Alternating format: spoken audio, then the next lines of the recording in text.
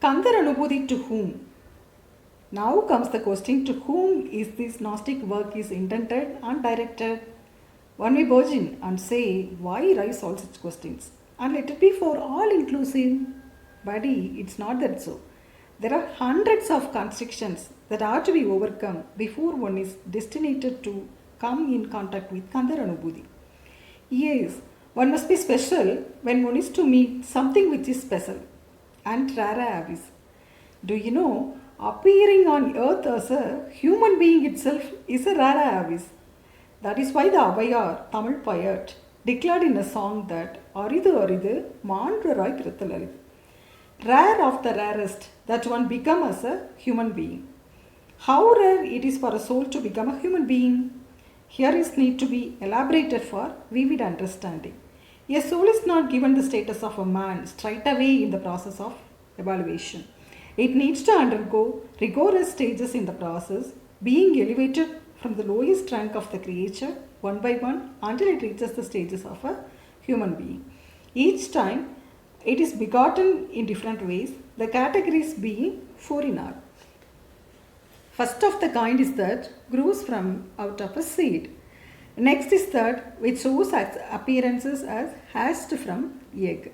The third is that which make its way from a process which is called the metamorphosis as from heat and sweat.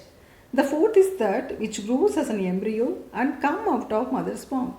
All sorts of births are within these four categories. It can be recapped as number 1, birth as from seeds, that is called urbijam.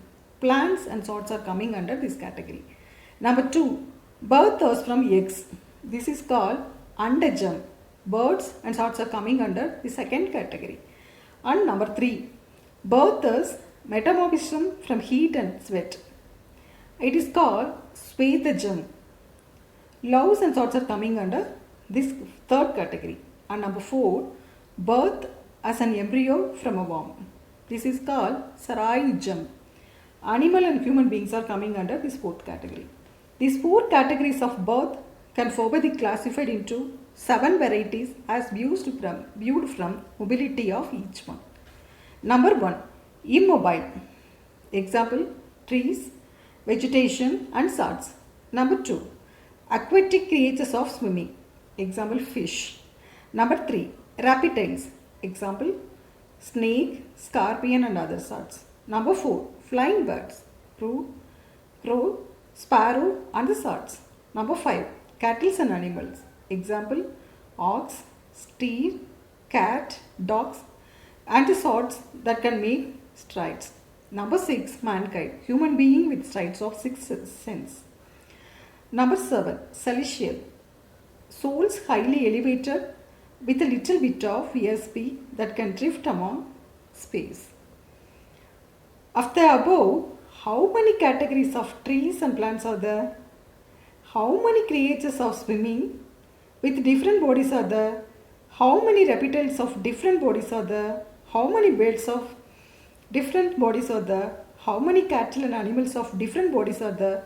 How many kinds of humans of different bodies, say Indian, Chinese, Negroes, American, African, European, Russians and Arabs, and of the sorts of different races, both national and intercontinental are there.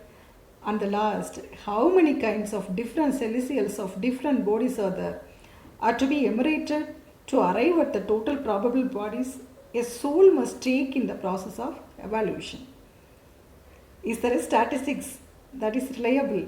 We'll see next tomorrow. Muruga Charanam.